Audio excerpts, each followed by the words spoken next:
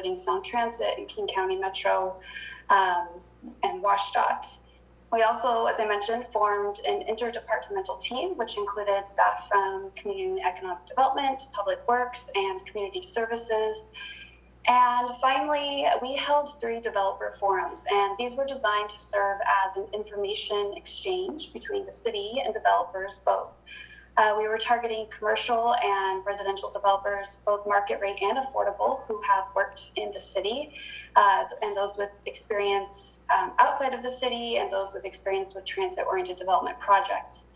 In total, we had 20 participants representing 16 organizations, and the discussion focused on land development, potential challenges, and lessons learned. And really, it was an opportunity for us to also advertise this to folks who may or not be as familiar with Renton and the future investments in this area. So this was a great opportunity for information sharing.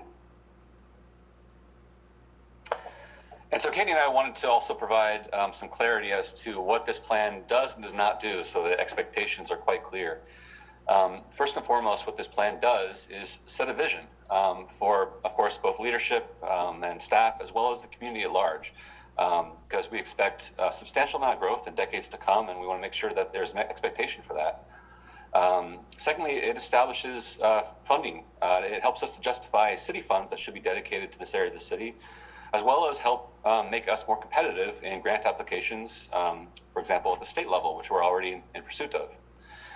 It helps us to form partnerships, lays the groundwork for public and private partnerships, or at a minimum, good relationships with stakeholders in the area. It also established concepts. As I mentioned, this is one big concept.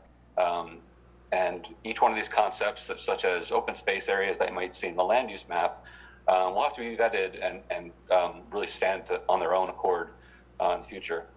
And we'll be doing those, vetting those concepts as work programs. So this plan helps us to establish those work programs, such as code changes for Renton Municipal Code, or assessments of our infrastructure, and updates to other plans, such as the Parks Plan. What this plan does not do, however, is create any regulations whatsoever. Any regulations, any recommended changes to our code or zoning will be advanced as our normal annual docket program. It also does not create any streets. Any new roadways that might be shown would be created pursuant to existing Renton Municipal Code or by development agreement upon voluntary private property redevelopment. This is the table of contents for the plan, but today we'll just be focusing on these 5 items as Katie and I have kind of gone over the existing conditions and process for this plan. Starting with the concept, the overall concept is to create, over the next 20 years and more, a vibrant commercial and residential district around the future transit hub, which may be augmented by light rail in the distant future. The area shown in the graphic represents the sub-area, but your eyes are likely drawn to the eastern portion with the orange and red colors. This is the core area where commercial mixed with high-density residential is envisioned to create an urban town center environment. The stronger red denotes where a strong commercial presence is anticipated, and the orange represents areas where less commercial activity is expected within those residential mixed-use build projects. Many existing and future roads are shown in yellow to denote their importance, and many of them are bordered with a green line denoting a robust landscape buffer that will help to create a better multimodal environment. The most critical road shown is the east-west roadway with the dots, which is meant to act as a main street to facilitate a pedestrian-friendly commercial corridor with service, retail, dining, businesses on the ground floor of residential buildings. The main street could serve as a type of festival street and would have an adjoining programmable open space. That's not quite evident on the graphic there. Throughout the remaining area, we hope to encourage residential development where allowed by zoning, with the light red denoting commercial focus and shades of blue denoting a stronger focus on job creation and office, industrial, and R&D type settings. Those orange blurry dots at key intersections along Lind Avenue represent commercial nodes, where through zoning and design standards, we intend to create concentrated areas for service, retail, and dining establishments to serve the area residents, employees, and visitors. The core area will require appropriately scaled and treated streets, as well as ground floor commercial and residences to activate them. Residents and visitors will also require open space and safe access throughout the area for every mode of travel. And shown on the screen here are just several images from developments around the region, which we think really help to kind of capture the essence of what the plan hopes to achieve in the future. And this is an angled aerial view with some 3D buildings meant to give a sense of how redevelopment might look in the future. There are many high-power transmission lines throughout the area which limit land uses below them. Parks, trails, and open space could be a good use of this land, considering the urban environment and substantial residential development envisioned for the area. The basis of the identity for the Rainier-Grady Junction subarea is the transit-rich core area, where an influx of residential development is critical for the successful creation of a main street. Smaller nodes along Lind Avenue will help to create and serve a greater area, and will eventually be connected to form a cohesive commercial residential urban environment along Grady Way. Within the core area, and especially along Main Street, a pedestrian-oriented commercial presence will provide a unique identity, but regional retail will still have areas to locate at both the east and west ends of the core area. The expected private and public investments into the area will help the transformation, and in turn, the industrial and employment areas outside of the core area will likely see new growth as a result. And infill development north of 7th Street will also help to create a stronger connection to downtown within the South Renton neighborhood. As mentioned, the vision for the area is based on a substantial amount of residential development balanced with commercial development. A stronger commercial presence will be expected in certain areas like along the Main Street, but in other areas might be appropriate to expect more residential focus, such as the southern border along South Renton neighborhood. And the cross-hatched areas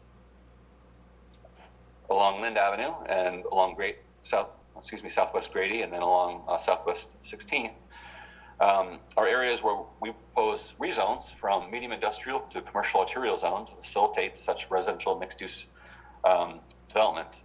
But as I mentioned, those proposed rezones would have to go through their own process through our annual docket changes.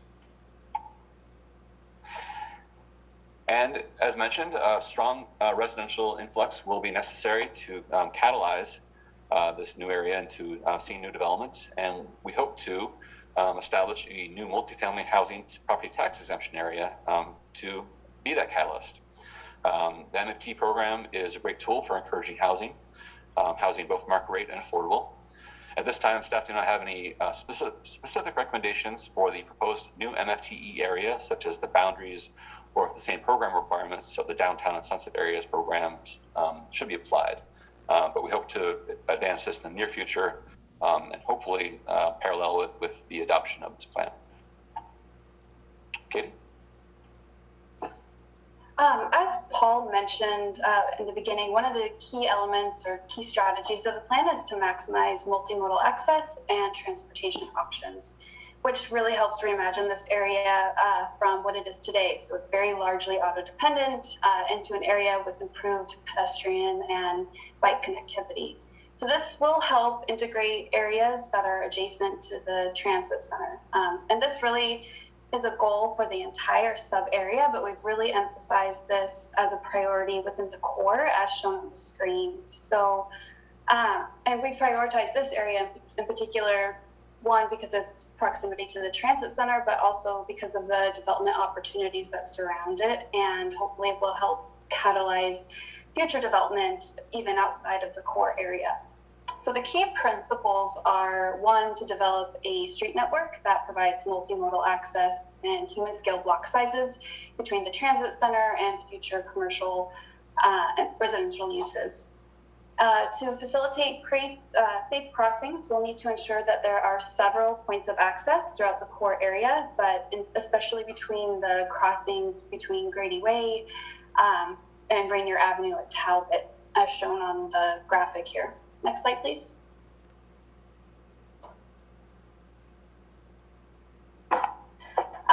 Implementing facilities identified in the city's trails and bicycle master plan are also important to the sub-area as a way to provide connections to the core, the transit center, and downtown, so that this might mean priority bike routes or a shared use trail along the utility corridor, like Paul mentioned. and future investments along South 7th Street, which we already know is an active bike route, but will likely become more important as the transit center opens. Improving connections at key locations. It's important to provide safe connections to the transit center and downtown. The plan itself includes several recommendations for both existing streets where future investment is needed. And 5, while we do know there are lots of challenges with connecting the southwest section or the southwest quadrant of the sub area to the transit center, we also know that it's ripe for redevelopment. So the plan includes several short-term and long-term recommendations that would connect that southwest quadrant, not shown here, to the transit center. And then finally, the importance of retaining opportunities for light rail alignment and station location.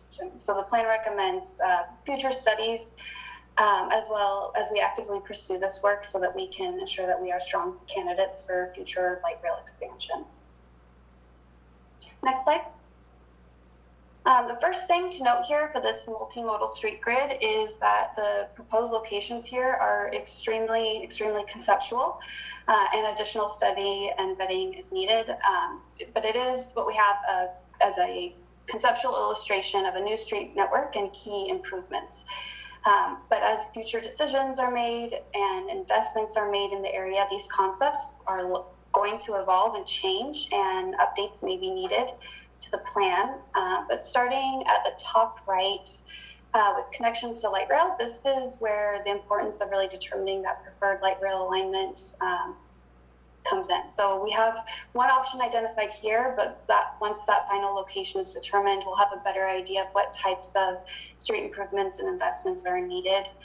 The plan also proposes for softening along South Grady Way. As it currently exists, we know that it's not the most comfortable environment for pedestrians nor cyclists, and the plan proposes to expand pedestrian facilities here through landscape buffers to improve both perceived and actual safety as well as slow the speed of traffic.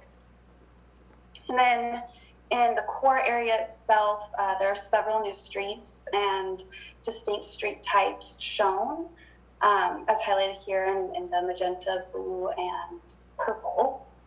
These new streets are important because they would help break down the existing parking lots in the core redevelopment area and create a better connected street network, which would help improve circulation for folks who are walking and biking and driving within the core, but also trying to access the transit center. So basically the idea with these, by developing the new street, is to create the 3 block connections that are needed to help redistribute traffic and provide more direct route for folks who are trying to reach point A and point B. Next slide. The graphic here shows proposed improvements for pedestrians and cyclists in the core and beyond, so throughout the entire sub area, and includes that shared use path under the utility corridor and the shared use path along Talbot. These recommendations are prioritizing both near-term and long-term investments to help improve connection to the transit center and circulation throughout the area. But by targeting specific areas like Lind, for example, would create better connectivity and more hospitable environment for those who are traveling to and from the southwest quadrant, just south of I-405 and west of 167. Next slide. The model here is based on a very preliminary site design that was shared by Sound Transit in the early stages of this process. And the intent is to explore access to the transit center for bus, vehicles, pedestrians, and cyclists. The map itself delineates areas for pedestrian access with crosswalks, a pedestrian bridge, and planned bus circulation. But as I mentioned, we know this graphic is based on a previous design phase, and changes have since been made to their site plan, including revision of the location of the parking garage, moving it closer to Rainier, to the western portion of the site instead of its location shown. So working with CED and Public Works, there will be continued conversation with Sound Transit as this work progresses and the design phase advances. just, to make the point that this is all still very conceptual, even what we have here. Next slide. Moving on to open space and urban design, we are advancing 6 key design principles. So 1, creating that central main street that Paul talked a little bit about. So picture pedestrian-oriented retail with a higher density residential with ample streetscape amenities. 2, design and building streets with excellent pedestrian connections and landscaping. Establishing parks and public open spaces under at least a portion of the power line corridors. And we've talked about this a bit, but the idea is that they can be activated by redevelopment or for programmatic uses like sports, gathering, food trucks, lots of different options.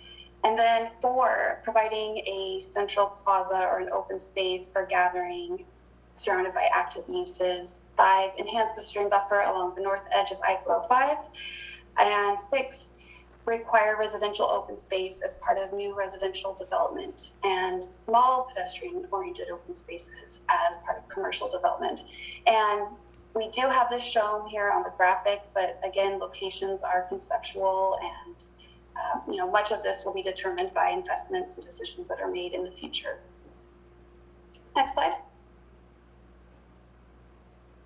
A new network of open spaces and natural areas and green elements would help increase opportunities for recreation and social gathering and also improve the ecological health of the sub-area. So the plan itself recommends a mix of open space that offers opportunities for those who are living but also working in the area so that they have connections to open space and nature. The purpose of the graphic really is just to inform the different types of open space where they could potentially be located from the and it's a typology from a town center gathering spaces to something more like a shared use path, but is still very predominantly conceptual. Next slide. The sub area itself serves as an important gateway into Renton and the city center and should be developed to create a strong sense of place for those who are not familiar with the area so that, when they're approaching, they recognize it as a place of significance or an important destination. Major gateways like the ones highlighted in the southwest quadrant at Rainier and Grady and then South 7th Street and Talbot are highlighted in the orange asterisk. And other smaller neighborhood gateways are shown within the core are shown in purple. Next slide. So I have 2 graphics here. It's both a bird's eye view and a street view, but they're really intended to visually capture the concepts and recommendations that Paul and I have just covered. The bird's eye view and street level view graphics of the core redevelopment area, which, to summarize, included the central Main Street creation with improved pedestrian and bike amenities and landscaping improvements. And then in the bird's eye graphic, toward the bottom right, there's that central plaza area with red food trucks. It's really intended to be that programmable space for public gathering. Also shown at the large parking lots that exist today are now broken down to improve connectivity and circulation. And you also get a sense of street improvements like the bike lanes and crosswalks and landscaping. And then the street view graphic on the right depicts the look and feel of the street with the mixed-use developments, the building form and design elements that we envision for the area, which we think will hopefully make it more of an attractive place for people who are living and working in the vicinity. Next slide. As we've shared, we are advocating for future light rail service to Renton, and we know that this work requires early coordination and analysis to help identify possible alignment and station location. So as an extension of our TOD planning efforts, we contracted with a consultant to study potential alignment and station location with the goal of really understanding how it would fit in the overall redevelopment of the sub area. And those findings from the study are not definitive, but both staff and our advisory committee revealed strong support for option 3 because of the at-grade construction opportunities and largely due to the existing BNSF right-of-way. However, additional study is also needed here, but our work with the consultant lays out necessary next steps for the next phase of analysis. And last thing with the stakeholder feedback, we are actively still incorporating their feedback into the plan and have already received feedback from property owners in the area as well as our transit agency partners. And so far, this is what we've heard is one, really the need for flexibility for ground floor commercial uses, and reason for this being to maximize viability of future leasing of commercial spaces at the transit center and throughout the larger study area. We know there's a need for continued continued coordination to prevent displacement of existing businesses. And we hope to address some of those issues with the help of our economic development team and having a targeted discussion with Sound Transit. And then, of course, working with existing property owners so that we can address any concerns that they have. Also, the pedestrian access and safety, particularly when crossing South Brady Way, that it remains a primary concern, and further study and right-of-way improvements are also needed and should be prioritized there.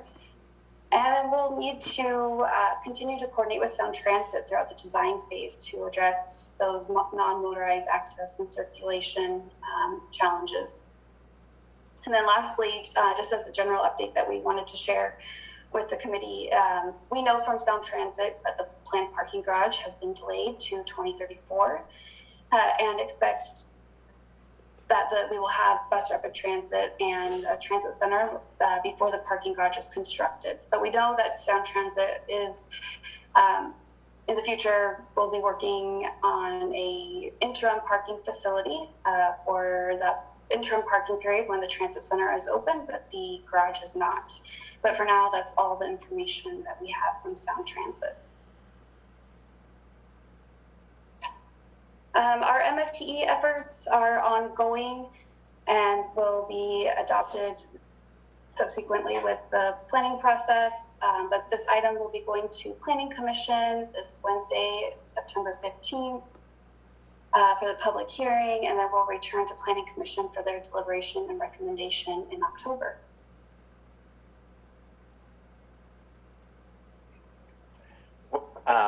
You ready for questions and comments? Yes, please. Yeah. So first of all, I'm going to open this time because I just want to say that I haven't seen this presentation in a while, but I'm really impressed. It's a great body of work. So thanks to both of you and everybody that's assisted you, and to the community for bringing forward the ideas.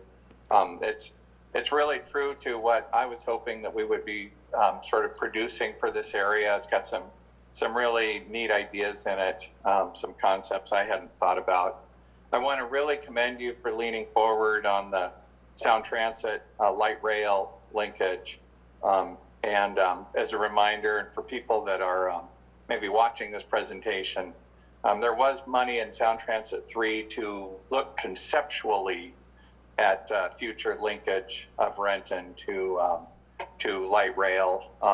There's no money budgeted in Sound Transit 3 to actually extend that light rail, but there is some to conceptually look at it. And so it's absolutely critical that we're doing that, because if there is a Sound Transit 4, we need to make sure that the Renton connection is part of that. And so the only way we can do that is to already have a concept if Sound Transit 4 ends up going to ballot. So I don't know if there will be a Sound Transit 4, and I'm not saying that there will be, but we would be ready this way. And so thank you for that. Thanks for all the elements. One question I had was whether, I could tell that there's potentially thousands of new units of transit-oriented development that could go into a site this large, that has this good of transit connection. Has there been any estimates yet of what sort of additional housing we might see there, numbers of units or anything like that, or is it too early to speculate on that? We certainly could just run some rough figures, but they would, of course, be based on our existing code today. So if the city council in the future wanted to, say, give greater residential density in this area of the city versus others, then those numbers would be, would increase it, obviously. But if there's interest in that, we could get you a rough estimate of what that might look like.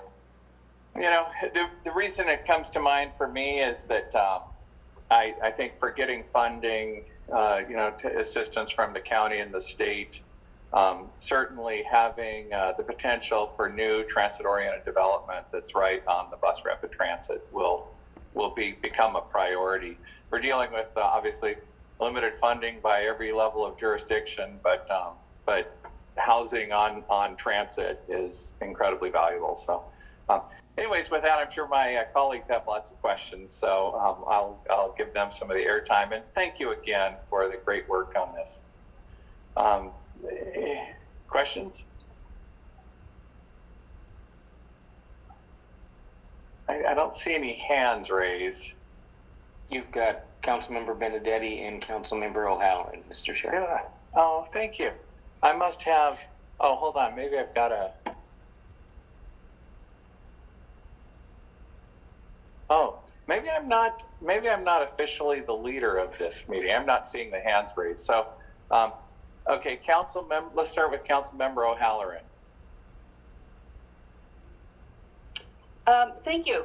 And thank you very much for all of the staff work on this. And this is the third or fourth time I've been led through this presentation. And each time I find something else of interest that I want to ask about. And with particular attention to the Rolling Hills Creek, and I understand that there's opportunity to increase buffering and potentially have some flood mitigation work in there, and it just occurs to me that in any of the options that we are looking at, 1, 2, and 3, I think we really should focus on enhancing the Rolling Hills Creek.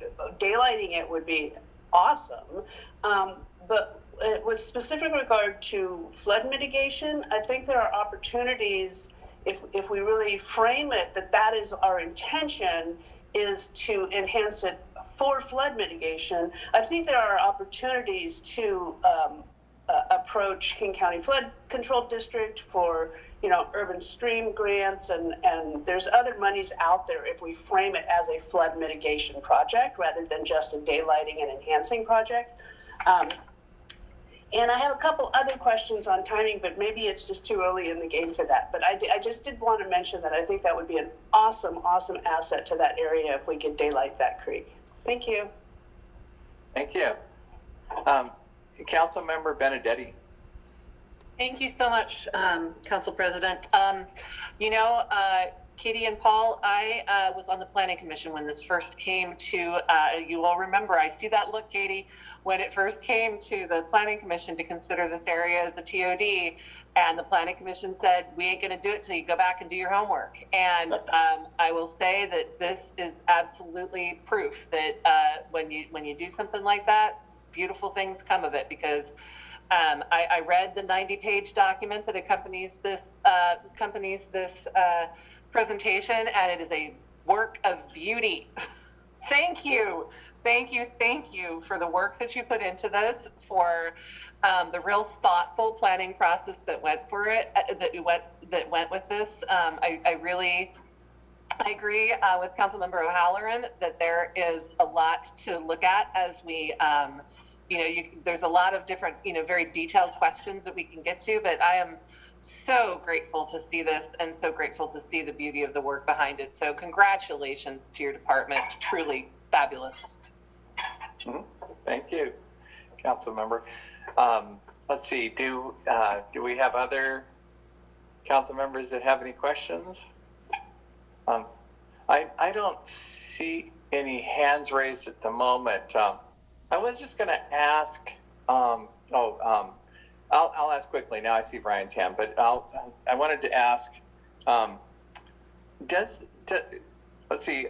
I know that from my many years on the I-405 corridor executive committee that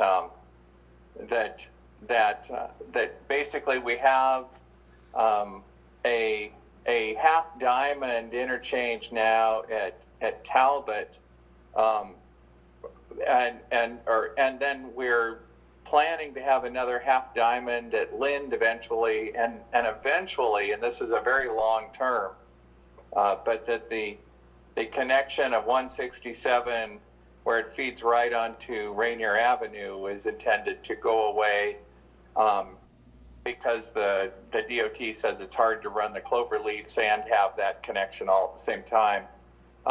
And so the intention, the last I remember, was that sometime in the future, and this could be 20 years from now, but Rainier Avenue would actually go through to West Valley Highway, which I think is kind of exciting because that sort of continues that neighborhood in a sense. But was that included as part of the planning process for this? That's a great question, and the answer is no, quite frankly. And the reason for that is that, again, this entirety of this plan is really just one big concept. It's really for us to really kind of sets the stage for us to do the work in the coming years. And there are so many moving parts in this area. As you mentioned, all the different changes that can be made to state routes over the coming decades, and to plan for that right now would just be probably an exercise in maddening insanity or something to that effect. So no, we didn't really concentrate on that. We figured we're gonna have to really roll up our sleeves and iron out the details as they unfold, and really other decisions outside of our purview are made. Sure. Okay, good. Okay, Councilmember McGurven. Thank you, Council President Corman. And no worries, I raised my hand right as you were calling for it because I realized no one else had raised their hand yet. So totally good. So my question, unsurprisingly, is going to be on housing, and the comment as far as number of units certainly piqued my interest, and would be curious to see, kind of, I guess, that range potential, maybe some of that more that's going to come out of the housing action plan. But of course, to delve down further than that, because certainly I would think we'd want to obviously set a minimum density, if nothing else, if we don't have that already, as far as what the growth potential will be here. But then looking further, I'm very interested in terms of the number of affordable units. And I realize and understand that the housing action plan is going to call out the strategies for that. My wondering is if this document shouldn't set out a little bit more vision as far as so what I'm seeing left from this, and my question is there a goal to create permanently affordable housing? Because MFTE, that would create temporary affordable housing units, but I don't know that it would create the long-term units that I would like to see, certainly around transit, because I know long-term, the people who need transit most might very well get priced out of that area. So I'm just curious what strategies we might be embracing to make sure that there's always affordable units in the longer term, 50 years plus. Certainly, great question, Councilmember McGurven. Yes, it was a little bit awkward in that both this and the housing action plan are being developed concurrently, and so our approach was to look at the HAP because that's where the expertise lies in housing and especially affordable housing. But having said that, while that kind of, I would say that's the toolbox. The HAP is the toolbox from which we can kind of pull various methods of creating that affordable housing. But this plan, as Katie and I mentioned, doesn't kind of draw any kind of actual concrete, this is where affordable housing is going to go. So it kind of depends on those future partnerships that we establish. It depends on grant opportunities. It depends on future decisions that the city might make, for example, with regard to tax increment financing, which was not a part of the recommendation here. So how we get the affordable housing is still an unknown. And I think a lot of that will be determined through future code updates. And then also, again, those partnerships and grant opportunities. Right now, it's pretty exciting that there actually are a number of grant opportunities for transit-oriented development that the state is providing. So it's really exciting that we're able to adopt this, hopefully in the near future, and really jump onto that application process and get started sooner than later. Thank you. Thanks. Councilmember Perez. You're muted, Councilmember. I'm going to follow up on what Councilman McGurven said about affordable housing.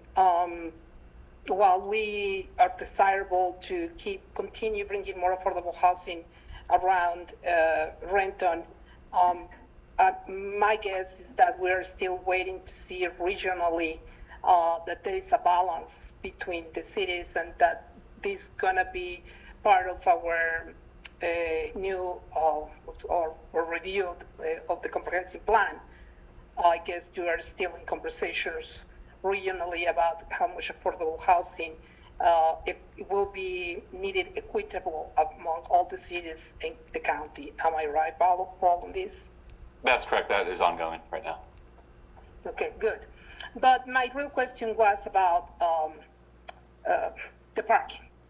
I love when you guys mentioned the parking, and then President Corman was right when he said part of the Sound Transit 3 was to allocate funds for the study for the light rail. But as well as they allocated funds for the study of the light rail, they allocated funds for the parking. And in fact, they gave a timeline where the parking was going to be built. I have a lot of concerns about that, about how much they are going to keep their promises, because the money is supposed to be there in South Transit 3. When I see presentations and I see, well, we don't know if the parking will be ready at this time, it kind of stresses me a little bit, because I want to make sure that we are talking with the Sound Transit all the time, letting them know that we are ready to build this parking. I'm sorry. Not a park. It's a difference between a park and a parking. But I know that you understood what I was trying to say. So that will be my only concern, that we really keep reminding them that we are not asking for anything that the voters already voted for, which was giving us the funds for a parking lot at the Grady Way. Thank you. Yeah, thank you. Councilmember O'Halloran. Thank you. Yes. So I want to take an opportunity to respond to Councilmember Perez for her concern about parking. And all of the meetings that I have been involved with, believe me, they know we want our parking. The tough conversations and a lot of trade-offs, but they are very well aware of where Renton stands on our desire for our parking for BRT. Having said that, I'll come back to this presentation, which is I want to talk a little bit about housing in the TOD as well, follow up on Mr. McKervin's comments. And I wanted to ask about ownership opportunity in the TOD. Are we hoping to get a percentage of owner-occupied units, or is this strictly a rental concept? Thank you. Excellent question. Not quite sure if I know how to answer it. Unless one of our attorneys is on the call, I don't believe that actually we can dictate whether or not units are rental or available for owner occupation, such as condominiums. The plan really envisions vertical development, that is, apartments type residential units versus, say, townhouses, which is not as great of a use of land in terms of the residential units, et cetera. So I would say that it envisions both. We hope to have homeowners, but really hope that it's at the state level where they've made the kind of regulations for condominium creation easier for developers and less financial liability. In my eyes, that's really the issue at heart with creating apartment type style flats units that are available for ownership. Okay. Thank you. Thank you. Councilmember Benedetti. Thank you. Councilmember Perez, I have to say thank you very much for bringing up something that had been a concern in the back of my head when I was reading through the plan. And one of the incentives that we are considering as a help to try and bring the housing is that we would waive certain parking requirements. And I understand the logic of that around the TOD. And I also know that other cities have fallen into that mistake when it comes to the parking piece, particularly if the parking lot that we are so hoping for, the structured parking that we're so hoping for, is in jeopardy. So as we make those choices, I think we have to be very, very careful about the trade-off. And if I could just respond to that, I think that's a great point. And I guess goes back to the rationale of we're not planning anything yet because we don't really know what the future holds for us. Katie and I were just surprised, not pretty recently, that parking garage was not going to come online for another 10 years or so. So that was a big surprise for us. We're not a part of that work team dedicated to those improvements. But with respect to private development, say, for example, within that core area between Southwest Grady Way, Rainier, and Talbot,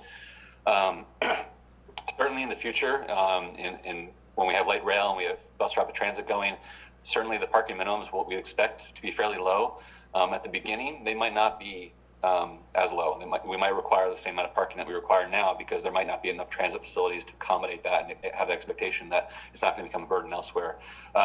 We also heard in the developers forum, which was incredibly valuable to us in the process, that there might be other workarounds for that. So, for example, allow developers to, instead of creating that ground floor commercial space, use it as ground floor commercial parking, right? Or sorry, not commercial parking, but parking right now. And then in the future, upon some condition or requirement, we require them to dedicate that as commercial in the future once that parking requirement is no longer there. It's a bit of a tricky, it's a really threading that needle, but we hope that we might be able to come up with some flexible solutions that give residents the parking they need now, but accommodates the future less desire for one single person occupancy vehicles in the future. Okay, thank you. I'm looking at, Councilmember Prince.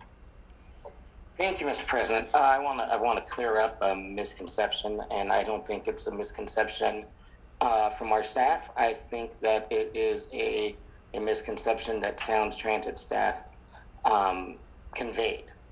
When we did our realignment process last month for Sound Transit, we said that we were going to do what we could to have projects done on time, as close to on time as the Sound Transit 3 timeline as possible.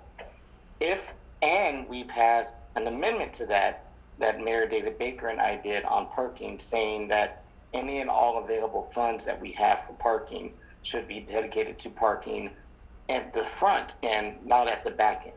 So I understand, and as a board, we've had a conversation that we're going to have to talk to Sound Transit staff about how they're messaging this to municipalities, because what they said is not accurate, and it's not with the spirit of what we did with realignment. So I would hate for anyone to leave this thing thinking that Renton's not getting their thing till 2034. That is not what we as a board voted for or voted on. We voted to try to stick to the Sound Transit 3 schedule as much as we can based on funds that are allowed. And B, any and all available money that we have, we dedicate to making sure that parking is taken care of. Councilmember Prince, thank you very much for that clarification, and it shows why we're very fortunate to have you on the board now for Sound Transit. So thank you for your representation there. I was thinking about asking you about that, and I appreciate you stepping in. Councilmember Perez. Yeah, thank you very much, Councilmember Prince. This is very important information because, Paul, I almost have a heart attack when you say what's going to happen in 10 years. And when you say, remember, in my brain, when you say that, is because they are taking the money from the parking to put the light rail in Redmond or in Kirkland or in Issaquah. So that is my thinking all the time. I know where the money goes, and we should be the priority because we are not getting a light rail. So thank you for letting us know that the money that has been assigned for parking should be there. And they were promises that were made to the voters at the time. And they vote based on those numbers. They vote based on, okay, we're going to have the BRT sooner than the light rail. We're going to have the parking lot sooner than the light rail. And now, oh no, we need more money because the light rail is too expensive. So thank you for being an advocate for Renton, and I would like to see, Paul, if the staff of Sound Transit gets on board of this, because it's really, if the truth is that they think that is 10 years from now, that is gonna really impact the region that we are trying right now to design for. So thank you very much. Yeah, thank you. Councilmember O'Halloran. Thank you, Council President. I'm looking at Chapter 8 in this plan implementation, and I'm looking at a couple of the items under the multimodal access and transportation, and it seems to me there's a couple of things under near-term to mid-term that are safety-related issues, analysis impact of traffic patterns and opportunities for safe crossings for Grady and Rainier, and implementing the Renton's bike and trails master plan, and just a couple other things that are really specifically safety related. My question is, why near term or midterm? Why not now? Because those safety issues exist now, even prior to this TOD going in. Yes, that's a great point. I believe that those existing improvements that are referenced in that implementation chart are based on existing plans, both Renton's capital improvement plan, as well as King County Metro's accessibility plan, I think is what it's entitled. I think that those already have kind of dates and funding mechanisms set up before them. My guess as to why they might be near or midterm would just be funding, as most infrastructure improvements are usually just based on that. That'd be my guess. Thank you.